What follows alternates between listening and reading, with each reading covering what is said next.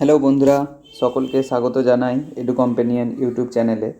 আজকে আমরা আলোচনা করব সায়েন্স বিজ্ঞানের কয়েকটি গুরুত্বপূর্ণ কোশ্চেন, যা তোমাদের আরআরবি, এনটিপিসি এবং গ্রুপ ডি পরীক্ষার জন্য খুবই হেল্পফুল হবে। তো আজকে হচ্ছে ক্লাস 3। যারা এখনও পর্যন্ত ক্লাস 1 ও ক্লাস 2 দেখোনি, তারা আমাদের প্লে লিস্টে ঢুকে সমস্ত ক্লাসগুলি দেখে নেবে এবং অজানা তথ্যগুলো তোমরা লিখে রাখতে পারো। এবং আমাদের কমেন্ট সেকশানে তোমরা কিন্তু যেটা হোমওয়ার্ক দেওয়া থাকবে সেটা প্রতিদিন হোমওয়ার্ক দেবে, অর্থাৎ তোমরা অ্যান্সার করে ওখানে দেবে। আমাদের এই চ্যানেলের ভিডিওগুলি লাইক, কমেন্ট ও শেয়ার করে দেবে অবশ্যই ভিডিওগুলি ভালো লাগলে, এবং তোমাদের বন্ধুদের সাথে শেয়ার করবে। তো চলো আজকে কি কি কোশ্চেন আছে আমরা দেখে নিই। আচ্ছা, প্রথমে এটা হোমওয়ার্ক ছিল যে কাঁচি, তোমরা এখানে ছবিতেও দেখতে পাচ্ছ যে কাঁচি এটি কোন শ্রেণীর লিভারের উদাহরণ। কাঁচি কোন শ্রেণীর লিভারের উদাহরণ? তো তোমরা অনেকে রিপ্লাই দিয়েছিলে, হোমওয়ার্কের অ্যান্সার দিয়েছো কমেন্ট মাধ্যমে। তো এইভাবেই সকলে আমাদের ক্লাস জয়েন করো এবং হোমওয়ার্কে অ্যান্সার দাও। তোমাদের অ্যাক্টিভলি পার্টিসিপেশান কিন্তু আমাদেরকে অনুপ্রাণিত করবে পরবর্তী দিনে যে আরও ভালো ভিডিওগুলি আনার জন্য। তো কাঁচি, এটার সঠিক উত্তর হবে প্রথম শ্রেণীর লিভার, অর্থাৎ কাঁচি হলো প্রথম শ্রেণীর লিভার, অপশান এ।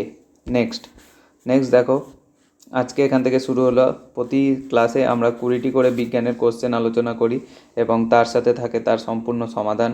এবং আমরা এই ক্লাসগুলি সমস্ত কোশ্চেন কিন্তু ছবি আকারে রাখার চেষ্টা করি, যাতে তোমাদের মনে রাখতে খুব সুবিধা হয়। ঠিক আছে, তো প্রথম কোশ্চেন দেখো, বায়ুমণ্ডলের চাপ কিসের সাহায্যে মাপা হয়?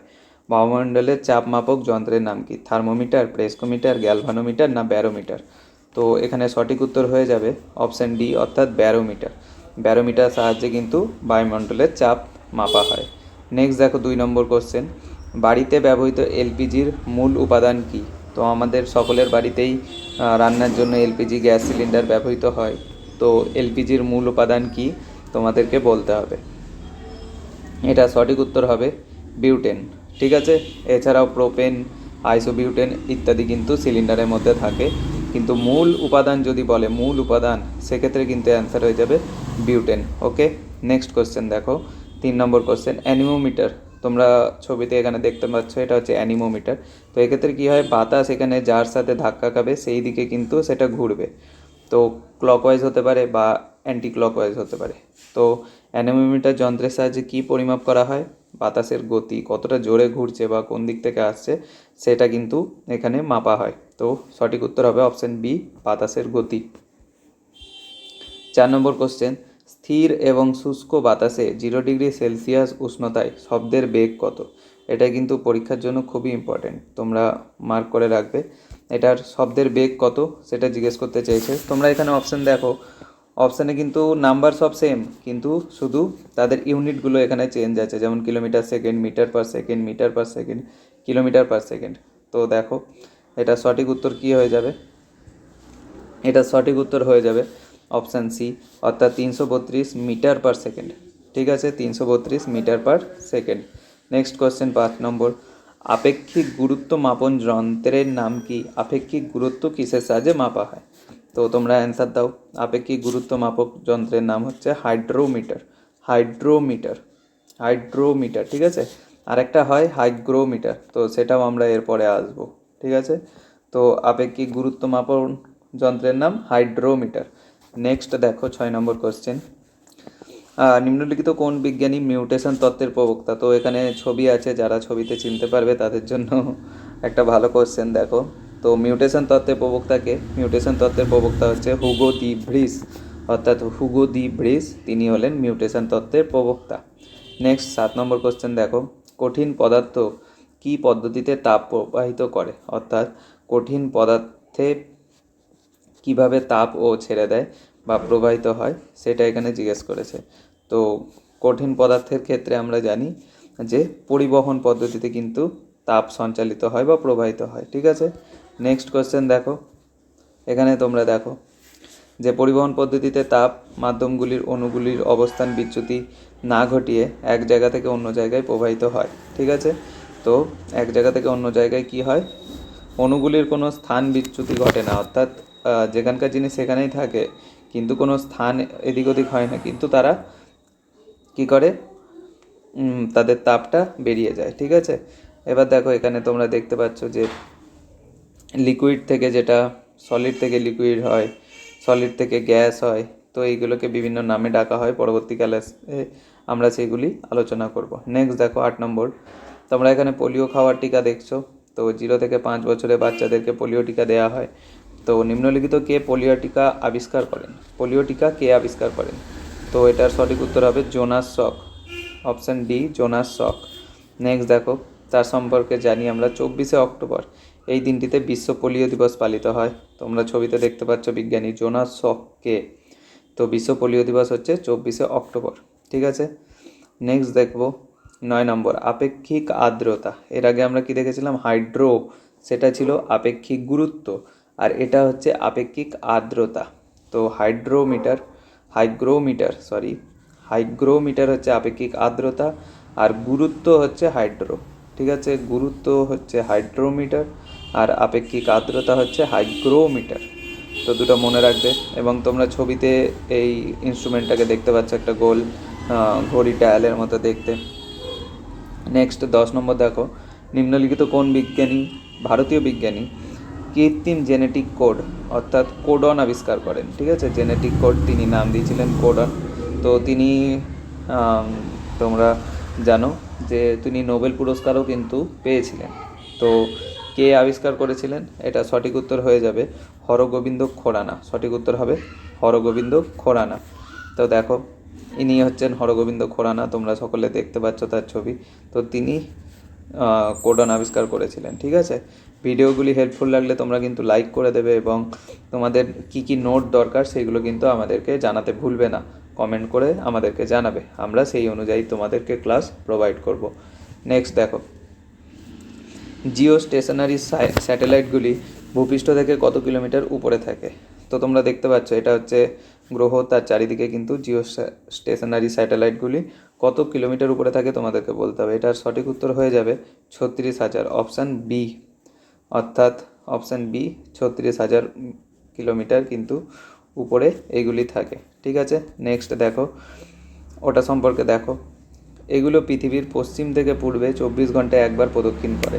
ওকে, তো একদিনের সমান তাদের টাইম পিরিয়ড হয়। আর সমুদ্রপৃষ্ঠের ছবি তুলতে কমপক্ষে 3টি জিও স্টেশনারি স্যাটেলাইটের প্রয়োজন হয়। দূরদর্শনের সংকেত এক জায়গা থেকে অন্য জায়গায় পাঠানো হয় ওর সাহায্যে। এবং ভারতের যা যা আছে সেইগুলোর কয়েকটা উদাহরণ এখানে তোমরা দেখতে পাচ্ছ। ইনস্যাট 2B, ইনস্যাট 2C, এইগুলো হচ্ছে তার উদাহরণ। এবং এই স্যাটেলাইটগুলি কারা উৎক্ষেপণ করে? না, ইসরো থেকে উৎক্ষেপণ করা হয়। ISRO, Indian Space Research Organisation, বর্তমানে তার চেয়ারম্যান পদে রয়েছেন ভি নারায়ণন। ঠিক আছে, চলো নেক্সট কোশ্চেন দেখো, নিম্নলিখিত কে ভিটামিন নামকরণ করেন? অর্থাৎ ভিটামিন নামকরণটা কে করছে? এটা সঠিক উত্তর হয়ে যাবে ক্যাসিমির ফ্যাঙ্ক।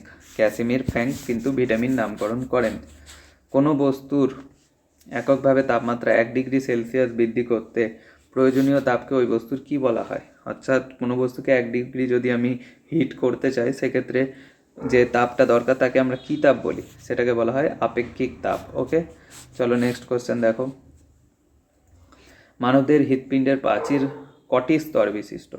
প্রাচীর কটি স্তর বিশিষ্ট? এই হৃৎপিণ্ডের ছবি তোমরা দেখতে পাচ্ছ, হৃৎপিণ্ডের প্রাচীর কিন্তু 3টি স্তর বিশিষ্ট, অর্থাৎ option D.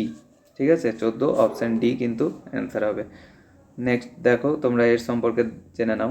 Epicardium, myocardium, endocardium, এই 3টে হচ্ছে তার স্তরের নাম। এবং একবারে বাইরের যেটা রয়েছে আবরণী, সেটাকে কিন্তু বলা হয় পেরিকার্ডিয়াম।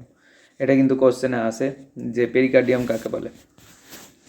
ফুসফুসের আবরণকে বলা হয় প্লুরা, এবং মস্তিষ্কের আবরণকে বলা হয় মেনিনজেস। এটা কিন্তু মাথায় রাখবে, আগে ক্লাসে আমরা এটা আলোচনা করেছি। নেক্সট 15 নম্বর, সুস্থ সবল মানুষের দেহের তাপমাত্রা কত? তো নর্মাল যে মানুষের টেম্পারেচার হয়, বডি টেম্পারেচার, সেটা কত? তো দেখো, এটা সেলসিয়াস, এটা ফারেনহাইট, এবং এটা কেলভিন স্কেলে দেওয়া হয়েছে।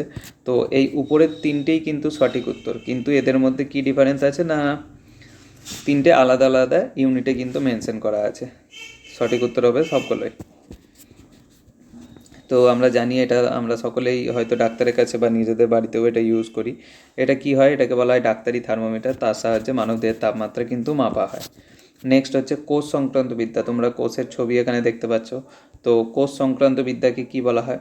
কোষ সংক্রান্ত বিদ্যাকে বলা হয় সাইটোলজি। ওকে, সাইটোলজি। পেডোলজি হচ্ছে মৃত্তিকা সংক্রান্ত বিদ্যা, কোষ সংক্রান্ত বিদ্যা হচ্ছে সাইটোলজি।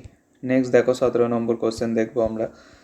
দ্বিপদ নামকরণ পদ্ধতি কে আবিষ্কার করেন? অর্থাৎ যে নামকরণ পদ্ধতি, যেমন আমরা বিভিন্ন বিজ্ঞানসম্মত নাম জানি, যেমন মানুষের হচ্ছে হোমো স্যাপিয়েন্স স্যাপিয়েন্স। তো এরকম যাদের নাম আছে, বাঘের যেরকম প্যান্থেরা টাইগ্রিস, ঠিক আছে? তো এরকম নামকরণগুলি কে প্রথম প্রবর্তন করেন? সেটার সঠিক উত্তর হয়ে যাবে কার্ল লিনিয়াস। ঠিক আছে, ক্যাসিমির ফ্র্যাঙ্ক আমরা দেখলাম ভিটামিনের তিনি নামকরণ করেন। ঠিক আছে, তোমরা এখানে ছবিতেও দেখতে পাচ্ছ ওনাকে, কার্ল লিনিয়াস। নেক্সট দেখো 18 নম্বর, আপেক্ষিক তাপের এসআই একক কি? আপেক্ষিক তাপের এসআই একক সঠিক উত্তর হয়ে যাবে joule per kg per kelvin. ঠিক আছে, joule per kg per kelvin. Next 19 number, সর্বজনীন রক্ত গ্রহিতা অর্থাৎ যে গ্রহণ করতে পারে, সর্বজনীন রক্ত গ্রহিতা কাকে বলা হয়? অপশান অপশান ডি, সেটা হচ্ছে এবি। এবং দাতা কাকে বলা হয়? আমরা আগে এটার আলোচনা করেছিলাম। দাতা বলা হয় রক্তের গ্রুপ ওকে। ঠিক আছে, কার্ল ল্যান্ডস্টাইনার বলে একজন বিখ্যাত বিজ্ঞানী রয়েছেন, তিনি কিন্তু এটা রক্ত গ্রুপ এটা তিনি ভাগ করেছিলেন। ঠিক আছে, নেক্সট কোশ্চেন 20 নম্বর কোশ্চেন। আর সর্বজনীন রক্তদাতা তোমাদেরকে বললাম, তো ও গ্রুপ। এটা দেখছো রক্তদানের একটা দুটো ছবি তোমরা এখানে দেখতে পাচ্ছ। তো 20 নম্বর কোশ্চেন, এটা কিন্তু তোমাদের জন্য হোমওয়ার্ক থাকবে, যে পেনিসিলিন নামক যে অ্যান্টিবায়োটিক রয়েছে, তো ওটা কে আবিষ্কার করেন? Louis Pasteur, Anton van Leeuwenhoek, Fleming না কার্ল লিনিয়াস? ঠিক আছে, তো এটা সঠিক অ্যান্সার তোমরা আমাদেরকে কমেন্ট করে দেবে, কমেন্ট করে উত্তর দেবে, কিন্তু তোমাদের সকলের কাছ থেকে আমি উত্তর চাই। ঠিক আছে, তো এটা তোমাদের জন্য হোমওয়ার্ক থাকলো। নেক্সট দেখো, যারা যারা ভিডিওটি দেখলে যদি ভালো লেগে থাকে লাইক করে দেবে, শেয়ার করবে এবং সাবস্ক্রাইব করবে। ঠিক আছে, আবার দেখা হবে তোমাদের সাথে নেক্সট ক্লাসে। সেখানেও কিছু বিজ্ঞানের গুরুত্বপূর্ণ কিছু কোশ্চেন নিয়ে আমরা সেখানে আলোচনা করব। তো সকলকে থ্যাংক ইউ।